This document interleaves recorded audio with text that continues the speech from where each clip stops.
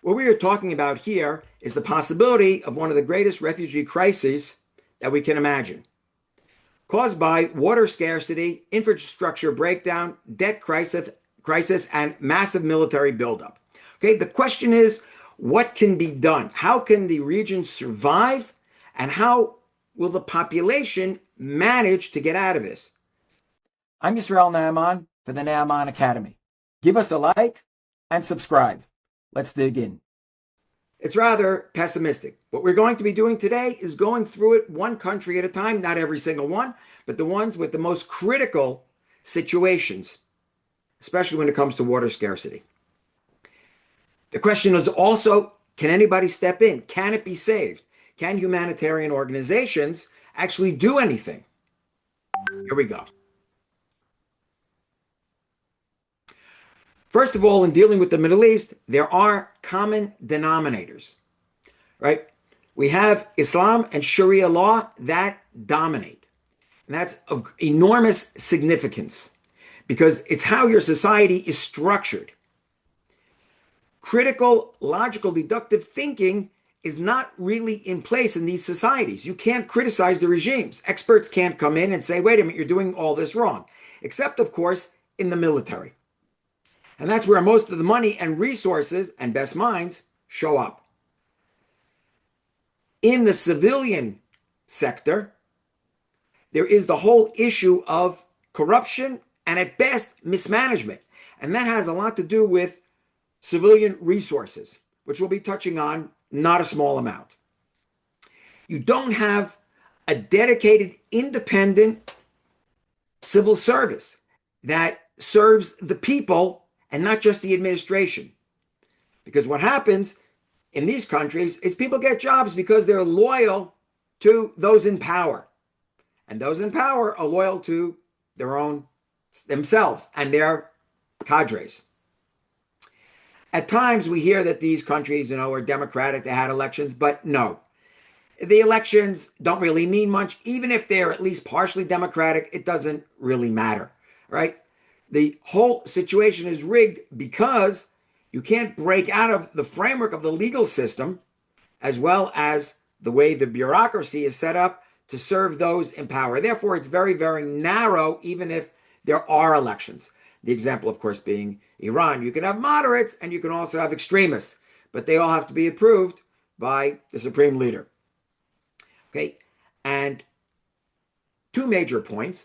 Many of the countries we're going to discuss are very dependent on Arab Gulf state largesse. In other words, these countries make a lot of money and are willing to support, giving loans, giving grants to other countries that are in serious debt or helping them reschedule debt with the IMF. We know that the Arab Gulf states right now are under tremendous stress, and much of their economies have been damaged just recently because of the war that took place from the end of February to the beginning of April. And last and not least, let's recall, it's not like the people have anything to say or can put any pressure on these regimes. There's a big difference between those in power, and generally they're not elected, or if it's as if a semi-democracy pretend to be elected, let's put it like that, they don't serve the people. In essence, it doesn't sound good, but the people can die as long as the regime survives. And that's what interests them. So here we have a map of the Middle East. We're going to be dealing with different countries, right? Afghanistan, Iran, Egypt, Yemen, Syria, and Iraq. Okay, we're going to be using these examples in part one in dealing with what it will be an up-and-coming refugee crisis within the next few years, may begin by the end of this year. So first of all, we will start with Iran. We've done more than a few webinars about Iran, not only about the war, the clash, but when we speak of internal collapse because of neglect at best, but actually corruption in dealing with state infrastructure, water in particular. So first of all, we have to start off with the theology that runs the country. We have this apocalyptic understanding, the Shiite Islamic Jihad end of days war. And that's how they see themselves and General Vahidi in particular, who's the head of the IRGC, in his clash with Israel, the United States, and anybody else. Okay? That is first and foremost funding the military and having rockets that you could fire everywhere. And that, of course, nowadays includes damaging the Arab Gulf states as much as possible. It's said to be a hybrid, that there are clerics involved as well, in addition to the civilian sector. They're not really there. It's really the IRGC that's had an internal coup, and they are jihadi, and they are theological as jihadis, and they are the ones who run the show and have the weapons, especially the offensive weapons. When we speak of firing at everybody and anybody. Okay, so let's take a look. Their water, it did rain by the end of winter. Winter came very late, only starting like in the middle to the end of December, started the rain. There's been 6 years of drought in Iran. We've mentioned this before. I'm emphasizing it again. Okay, they have water at present, but by the end of summer, the crisis will hit. Okay, and you can look up in every single direction where it's going. Yes, they can make it till then, but let's remember something. It's very, very hot in Iran in the summer. It's not like in this part of the Middle East, Israel and Lebanon and along the Mediterranean coast. If it goes up to 40 degrees centigrade, 104 Fahrenheit, it's considered very hot. No, there it's 10 degrees hotter. 50 degrees Celsius or centigrade and 122 Fahrenheit. It's brutal. Okay, 23% level, right? Full, the dams around Tehran. Okay, that there's something like 5 dams there. One of them is still like 5%. 65% of dam levels are full nationally, but it's not all integrated. And as we know, agriculture is failing quickly with 30,000 villages abandoned. Okay, in other words, they're facing a hunger crisis as well as what is called water scarcity. Now, people ask what will happen, at the end of summer. End of summer is October. There still will be water in aquifers, but they've been depleted by at least 40%, if not more. And we know that Tehran itself is physically collapsing. Sinkholes all over the place. And some neighborhoods sinking at 25 to 30 centimeters, meaning more than a foot per year. Okay? You've had electrical grid blackouts. We know that has been neglected by their regime. They pour everything into the military. Remember, it's a jihad regime. And the country, although it's still worth $300 billion, the GDP, their foreign debt is closer to $400 billion. Not that it's so important. Nobody's really lending them any money and expecting to get it back. But just to show that, yes, it's teetering. But the military is what's most important for them. So we don't know if there'll be an agreement with the U.S. Yes, no, they'll sign it, they'll violate it. I don't believe that anything they sign, they'll actually keep to it. There's a lot of damage done to IRGC infrastructure. We know their oil is halted at the moment, causing damage to all sorts of facilities, and that they are threatening all sorts of attacks if there's not some sort of agreement. And that's a whole different aspect. We'll see what Trump comes up with here with the Iranians. I'm not particularly optimistic, and we'll analyze that at another time. In any case, when the water runs out and people barely have any, where are they fleeing to? And can they get out of Iran? It's been mentioned before, they could head for the Turkish border, but the Turks are ready for them. So where and how, and if you have money to get out, how many millions are going to be affected? Let's take Afghanistan. Okay, they're right next door, all right, just to the east of Iran. And it's something that's pretty well been ignored since 2021 when the Taliban took over again. It is a brutal, brutal regime. People starve, and in essence, it's being held together through the whip, if you want, of the state security services, but can very well disintegrate because of tribalism. Okay? Their theology, strict Sharia legislation, they are Sunni, not Shiite like the Iranians, but still sovereignty of Allah, both have in common.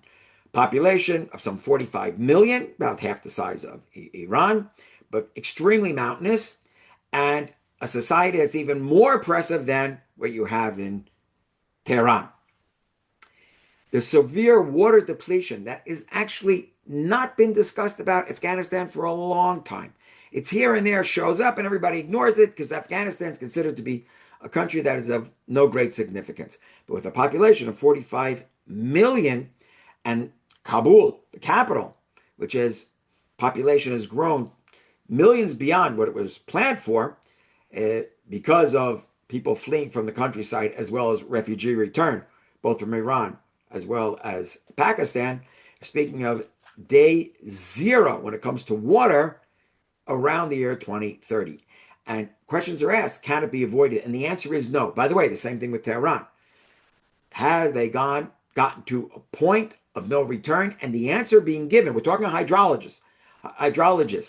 We're talking of reports coming out of the UN, and we're not dealing here with, Zionism or anything like that. They're just talking, these are people who are experts in the field, engineers, as well as other NGOs whose only interest is to bring water to the people, and in both cases say, listen, there's really no way out of this, even if you brought in whatever amount of piping you could, because from where are you going to take it? Rivers are drying up, there's climate change, and over pumping. This is a man-made disaster, and even if there's climate change, we know you get ready for it. You build the necessary infrastructure to capture flood waters and pump back into your aquifers. I'll give the example, of course, in Israel, that we already in 1991 knew of the problem, began some 10 years later to build a total program dealing with desalination and trapping waters and water reusage. Israel recycles 94% of its water. These countries, basically nothing. Okay? So, we speak of food scarcity in Afghanistan, 17 million. What food scarcity means, and politically correct term in a way, people are on the verge of starvation, if not starving already. Energy grid, basically non-existent. When we speak of it as a grid, you have it broken up here and there. Over half the population isn't even on the grid. There's imported fuel, a tremendous amount. They don't have the money to pay for it. And of course, using hydropower when you have rivers flowing through mountains is a good idea, but if they're drying up, then you're not going to get very much from that source. The economy is what is called subsistence agriculture, like what you grow, you eat, and that's about it. You can't get beyond it, but it's even a bit below that, and it's considered stable. What does stable mean?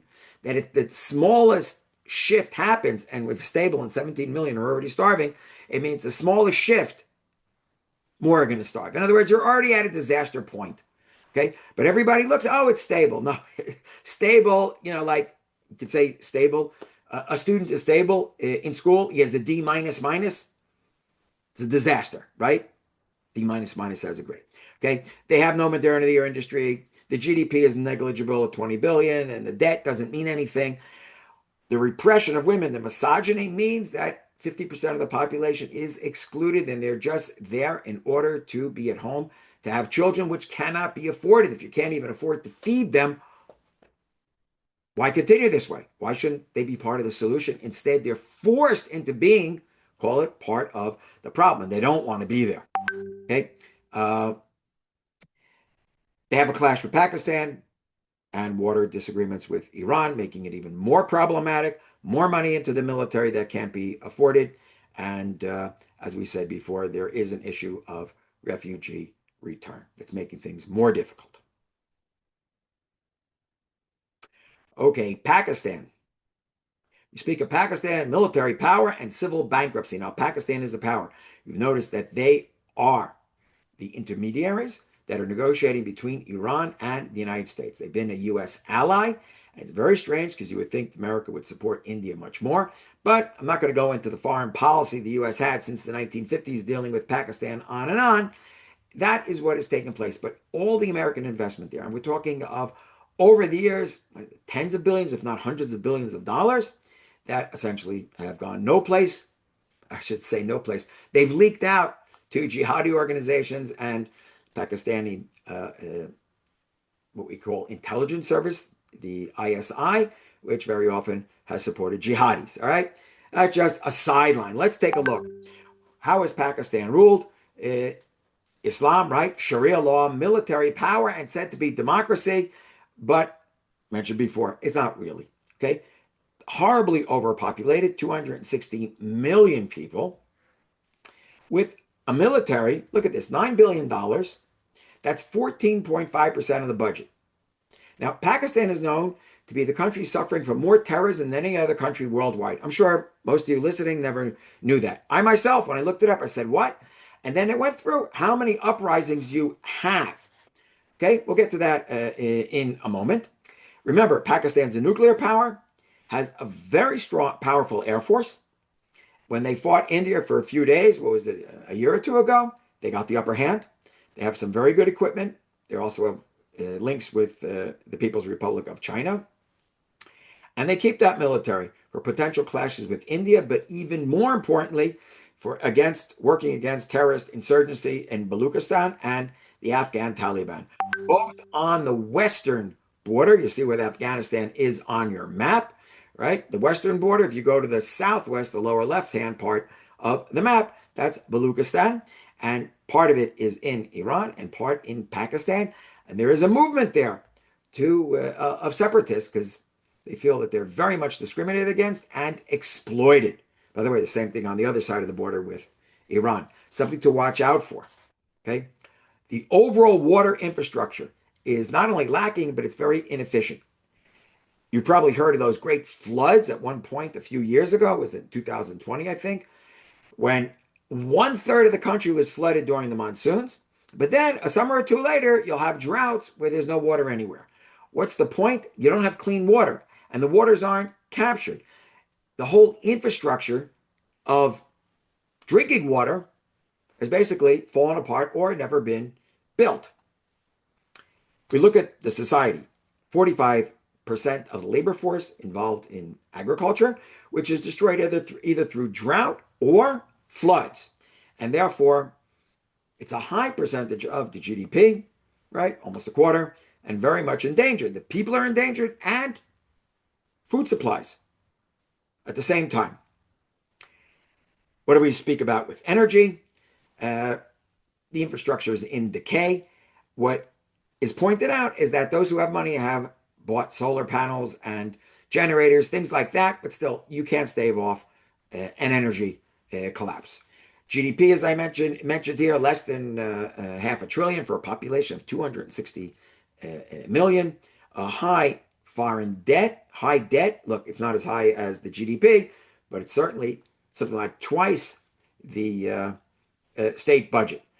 They default. Yeah, they're constantly renegotiating with the IMF, something like 20 times, if not more, since Pakistan was established, renegotiating the debt and basically defaulting all the time. This is an economic basket case where top heavy with the military, the population that's on the edge of starvation. Take a look.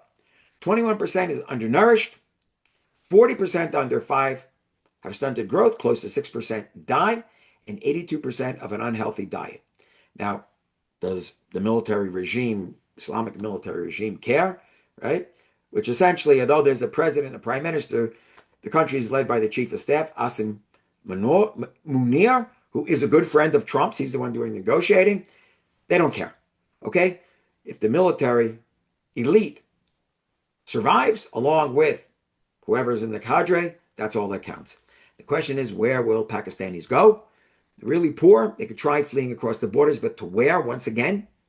And of course, those who have money, they'll try to get out to Europe or possibly even to North America. I would say Canada would be the direction. I don't think America's with that program at the moment. Okay, so here we're speaking of a large population and a country on the edge of bankruptcy. If not bankrupt already, some have pointed out they're basically bankrupt. It's just a technicality that they're not there. Okay, Yemen. I wrote water scarcity, right? And societal collapse. But water scarcity is a nice way of putting it. Take a look.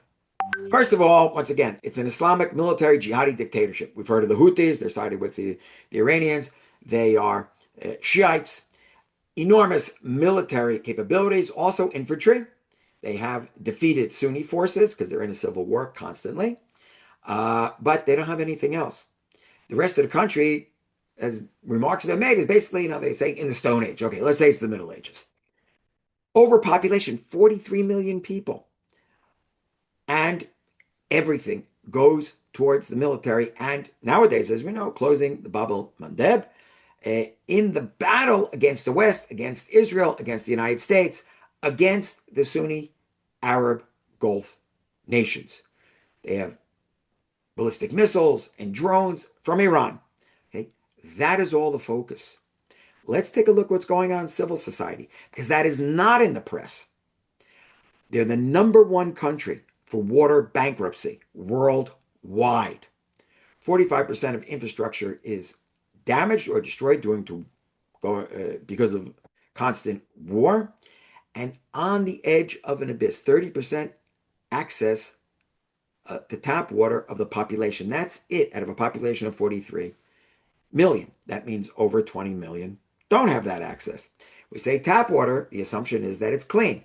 One shouldn't always make that assumption, right? The aquifers have been overpumped, and probably the worst example here of just how bad, a few decades ago, you'd pump down 30 meters into an aquifer. Now some of the same wells that are drilled have to go down more than a kilometer, 1,200 meters. And speaking of Sanna, day zero, no water in the year 2030. Okay, in the year 2030, and maybe beforehand. There's no way to replenish, no way. Okay, food scarcity, humanitarian crisis. 22 million are near starvation, and the energy grid 90% don't have. GDP 7.5 billion and $7 billion debt. It doesn't mean anything. Okay, because it's basically nothing, and they're even below subsistence in an agroeconomy, meaning that the situation at the moment, worse than Afghanistan, is that basically it's like the average person is on not starving, but almost there, and with a good half of the population that is there. Okay, no modernity except for military and continual wars, fighting on the side of Iran, blocking the Bab el-Mandeb, as mentioned, and of course, the civil war. And the leadership is disconnected from the people unless they, stir them up for an anti-Israel, anti-Semitic demonstration, anti-American, you name it. So they get out there and you see pictures of them, cheering and charging and running around with outdated rifles. Okay. But the average person could be pushed over the edge very shortly. And it's something that the world really is not focused on at all. Okay, here we have a map of Yemen, right? Picture of Abdul Malik al-Houthi, the ruler, and the Houthi controllers in the green area and blocking the Bab el-Mandeb down by where you have in the lower left the purple. Okay, Iraq, right? Mesopotamia, the land of two rivers, the Tigris and the Euphrates. Okay, it's a very divided nation. Shiite, Sunnis, and Kurds, as we know, since 2003 and the American involvement there. This has been a discussion sort of never ending. Right? The Shiite Islamic population are the ones who are in control. Yes, there are elections, but once again, I wouldn't call it democracy. 48 million people. If the rivers were full of water, yeah, it would be a stretch to support everybody, but they would manage it. What's the issue? You have Turkish water strangulation. 40% is blocked by Turkish dams upstream. Turkish dams upstream. And this is the way, we've spoken about it previously, of Erdogan's new Ottomanism to gain control of the Middle East. One of the ways of doing it is to have your hands on the spigot, right? You regulate water flow to Iraq and will be getting to Syria also. And that way you force them into being your subjects, vassal states, if you want, client states. Okay. So the population, it is overpopulation. You have this strangulation. Whether it'll get worse, we don't know. That would probably take American intervention to get the Turks not to strangle them. But they'll give them enough water to get by and to be dependent on Ankara. So what has happened to the Tigris and Euphrates? First of all, we have all that climate change as well. You have high salinity and pollution, right? There's not enough water, so it becomes very saline. The marshes and riverbanks are not being flushed. And at the same time, the villages and cities nearby, hey, waste gets dumped into the rivers. There have been tens of thousands who have fled to the cities. It's not in the millions. It's not in the millions, but that could shift. Remember, not only the climate change, but the summer heat at 50 degrees, 122 degrees Fahrenheit. You have more and more days like that, and agriculture is on the edge. So it has not fallen over the edge or beginning to fall, but it's not far from there. In other words, we're not talking about Iraq as an immediate refugee crisis, but one could give it, so if it won't be 5 years, certainly in 10, if things continue in the direction they're going. The energy grid is outdated. The average household gets about 10 hours daily, plenty of blackouts. They do bring in natural gas from Iran, and there are those who have solar panels, those who can afford it. Let's remember, there are some solutions with clean energy, but you have to be able to have the money to do it, and the average person doesn't. Okay, I've written here about the economy, 265 billion GDP. PPP, as we've discussed previously, it means how much is it worth internally, but that doesn't play on the foreign markets. Okay, but it means that yes, there is enough money internally to keep the economy going. Just like when we've discussed Iran previously, their internal economy is worth 1.5 to 2 trillion, so it continues domestically. Okay, Iran has a foreign debt that is also more than the state budget and is very difficult to repay. The military is not paid. The budget is not so great. They sort of tapered off, but there are all those different militias that are Shiite that are supported by Iran. The question is, what will happen now? Okay, are they still getting money? And if monies are freed up by the United States to Iran, what will they use it for? Yes, they'll use it for the IRGC and for Shiite militias in Iraq. And people are very worried. Will monies go to the Houthis as well as, of course, to Hezbollah? But Iraq is part of that equation. Now, what has happened with the oil production and export? We know they're also being choked because they're one of the Gulf states. All right, 53% oil production. Export is dependent on the Strait of Hormuz and is blockaded at the moment.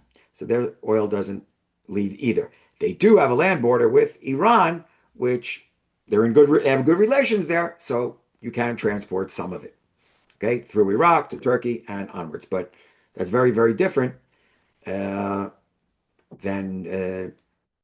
having the Strait of Hormuz open, where they'll now be able to export oil. Okay, and we have a picture here. There's the new Prime Minister, Ali al-Zaidi. It's actually said that he is willing to lean towards the United States, but remember, Iraq is stuck between the U.S. and Iran. And we'll see what happens. What happens between the U.S. and Iran will have a direct effect on Iraqi policies. Plus, of course, the Turks, with the ability to close waters upstream. Okay, let's take Syria. Certainly a client state of the Turks since December of 2024. Have the map, and you'll notice the Tigris and Euphrates, the Euphrates further south with the Lake Assad there, right? We look at the center of our map, and the Tigris much further north. Same deal with the Ottomans, I should say. Yeah, the Ottomans, because the new Ottomanism, but the Turks. Turn the water on, turn the water off. Remember, it first goes through Syria and then gets to Iraq. And they too have dams. So the Iraqis are really screwed, whereas if the Syrians, right, they will cuddle up with Erdogan and his Islamist regime. So Ahmed al-Shara, right, the implementation of Sharia law, there's a jihad world outlook. One would think, is Syria overpopulated? Well, certainly with the situation that they're in, the answer is yes, 26 million. There is refugee return. Certain refugees are being sent back from Europe after they fled there even 10 years ago, 2015. If we remember the refugee crisis, when Germany took in something like a million refugees. Uh, Water scarcity. 50% of the water is safe for drinking. In other words, the other 50% is not.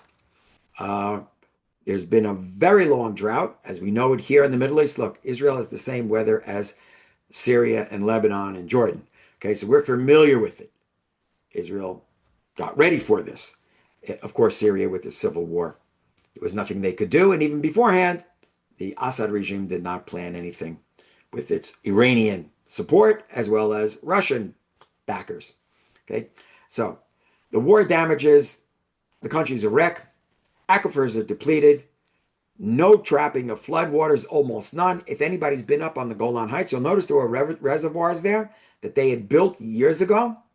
Okay, some of them still hold some water, but they have not been maintained. Okay, and it is worth noticing if you go up on Mount Bental to take a look across into Syria. Okay, because Israel and Syria actually had the same policy of trying to catch winter rains, but you have to maintain your reservoirs. Uh, because of everything that's happened, there's a lot of degradation of soil, especially because of lack of irrigation and a crisis. Up to 9 million suffer from food insecurity, and that's out of 26 million. In other words, more than a third of the population. 3 million severe, once again, politically correct language, meaning people really on the verge of starvation. Electrical grid, you can forget about 2 to 4 hours. And those who could afford it, solar panel usage, which, by the way, nowadays has become very important in individually in the Middle East. And the GDP, 20 billion, 22 billion they owe, negligible, of no great significance. And as we may recall, some 10 years ago, a refugee flight, you had quite a few from Iraq and especially from Syria, across the border into Turkey. Will that happen again? It's all a matter of whether Erdogan allows them in. And from there, will they then cross right towards Europe?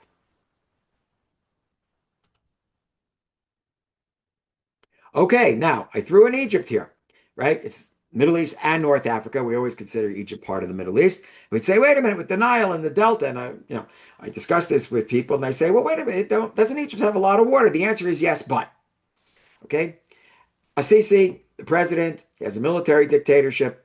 Islam doesn't play as large a role there, I should say Sharia law. Islam, yes, culturally and whatever else. And there are laws that are, connected with Sharia, but he himself is not an Islamist. Okay. He leans more towards the West and more secular. But if we take a look at Egypt, overpopulation, 120 million. They are known in the Arab world as a power, especially the Air Force. Hasn't been tested in a long time. A lot of money to the military. Assisi himself had been chief of staff and then defense minister. He's the one who overthrew Morsi in 2013. July 2013 is already 13 years ago. Okay, so you would think they don't have an agricultural crisis, right? You look at the map, the Delta and the Nile, fine. But the Ethiopians are building a dam. I'm sure many of you have heard of it. And that, of course, will affect Sudan, south of Egypt, north of Ethiopia, and Egypt itself. Just as significant is the Nile Delta, the sea encroachment, and the silt buildup because of the Aswan Dam ecological disaster, right? The silt that's supposed to go downstream and to the delta is caught by the Aswan Dam, which was finished in 1971. In other words, what you have is erosion going on, and nutrients are not being replaced, not on the Nile and not in the Delta, which means they now have to bring in fertilizer that nobody had to do for, thousands and thousands of years. Nobody ever thought to do it. But the greatest nutrients that farmers would have are depleted.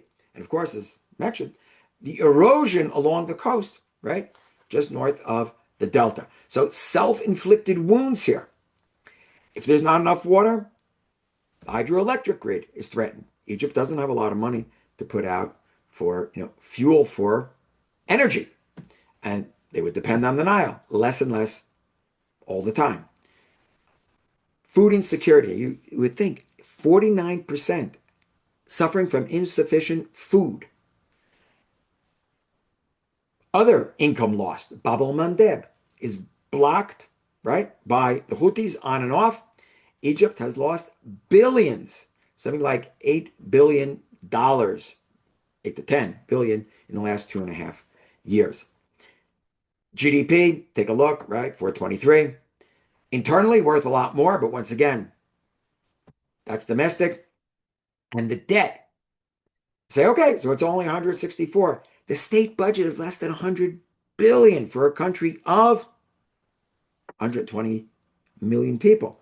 Just to give an example, compare with Israel with a state budget of, I think it's $170 billion for a population of 10 million. Right? So Israel's like 1/11th, 12th of Egypt, size-wise, and has a state budget that is, call it, double of what Egypt presents.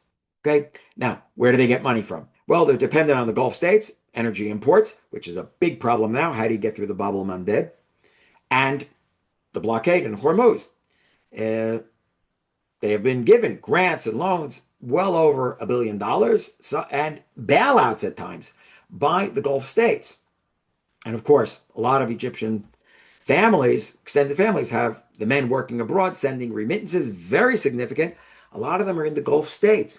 Because of the war, there's no work. Okay, so there is a major economic crisis in Egypt, and even more significant, the problems with the Ethiopian dam, but more so the Aswan. The Aswan Dam actually needs to be taken down in part to allow the silt to flow downstream and replenish the Nile and the Delta.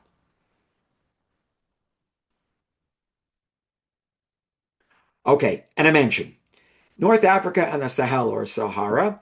And we're not going to get into it in depth, but I went to Egypt and I said, wait a minute, a few words about, the Sahara, which of course is in itself a major, major issue. I have the map on the right-hand side of Africa. And as we know, never-ending wars, especially jihadi mass slaughter, Libya, Nigeria, the Sahara region of other countries, Somalia, Sudan, right? It's just never-ending, where millions die or forced to flee and have nothing. We're talking literally like nothing, and sometimes barely the clothes on their back. Okay, these different nations, if we take them like Mali and Niger and Chad and the Central African Republic, northern Nigeria, it's a total disaster. These countries are all governed by the military.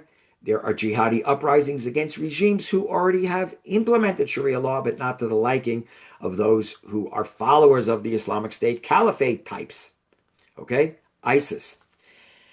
It's grinding poverty. It's worse than one can imagine, and therefore these failed states, we don't even know how many people died. And you look things up and go into whatever sort resources you can, and there really is very little information. And they don't like saying or discussing casualties. I think we could do the estimate of talking in the millions. All right. These are failed states completely, and there's no management of resources. It's basically stolen. You don't even have subsistence agriculture. And we know the edges of the Sahara years ago, you could manage something. Now you can't, of course, with the insurgencies by the Islamic State types. Okay. Then I started looking at GDPs. You know what? Doesn't make a difference. It's a few billion here and there, and they're not very serious estimates, and debts don't make a difference. They can't pay them back in any case. And of course, last and not least, and leading up to when we'll have part 2 of in dealing with the refugee crisis, there's refugee flight. And the question is, what will the West do? Now, the West is in a moral dilemma. Do you have Western suicidal compassion? I call it suicidal because can one absorb tens of millions of refugees who actually have no education, are very religious, right? Believe in Sharia societies, even if they suffer from very harsh law, but still, this is a lifestyle. Would Europe take them in? Would the West take them in? And will Turkey, right, on the borders they have with Syria, Iraq, Iran, allow for refugees to pass through and make their way all the way to Western Turkey and then, across to Greek Isles that we saw some 10, 12 years ago? Okay, no answer there. And all those refugees you saw on TV, right, that were in these rubber dinghies crossing the Mediterranean, heading north, the Lampedusa, the island off of Italy, and heading for southern Europe, bordering the Mediterranean, Italy, Spain, Portugal, France, and Europe. There's a policy shift. We'll get into it next time. And of course, there's Middle East instability. What happens if they go to Jordan? Jordan is the country suffering from this. They're number 2 in water scarcity. And they're already breaking, even if the government, in cooperation with international organizations, is trying to build water infrastructure, desalination in particular. We'll get to that next time. Would that endanger Israel? After all, people are going to flee where there is water. Israel is the only state in the Middle East that has water, and even excess. Okay? And with those who have money, will they try to make their way to North America, the United States? Canada would be most likely much easier, but these are questions to be asked. Okay, and here we have a picture of the map, the Mediterranean littoral, and you could see, where it's green and where it's desert all around. Okay, so that's a question. We're ending with a question. So thank you. We'll be taking your questions in a moment. First, we have our credits.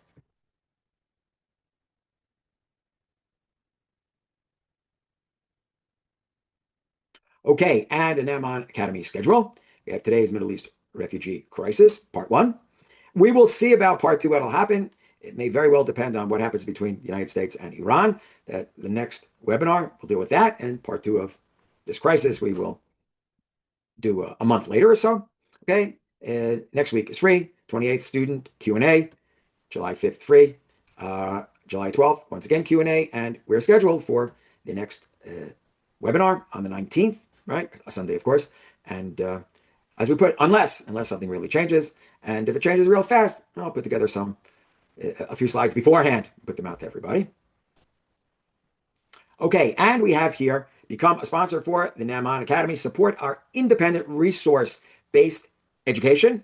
Okay, we are trying to get the information out there. There are now different ways and options of becoming a sponsor. It was asked for by those who came and said we'd like to help out. So if you look on the site, you will find that. We appreciate anything that can be donated to the cause and keep things going here. Of course, we have our courses, Anti-Semitism from Pharaoh to Facebook. We have is 10-part program, and Exposing Islamic Jihad, Safeguarding Humanity, 13 parts. Sign up, and we'd love to have you as students. You make the purchase, and you're in. Lots of information, and of course, over the next year or so, we'll be doing a few updates as well. So here we are, the Naaman Academy, as we say, empowerment through knowledge. And of course, we'll be taking your questions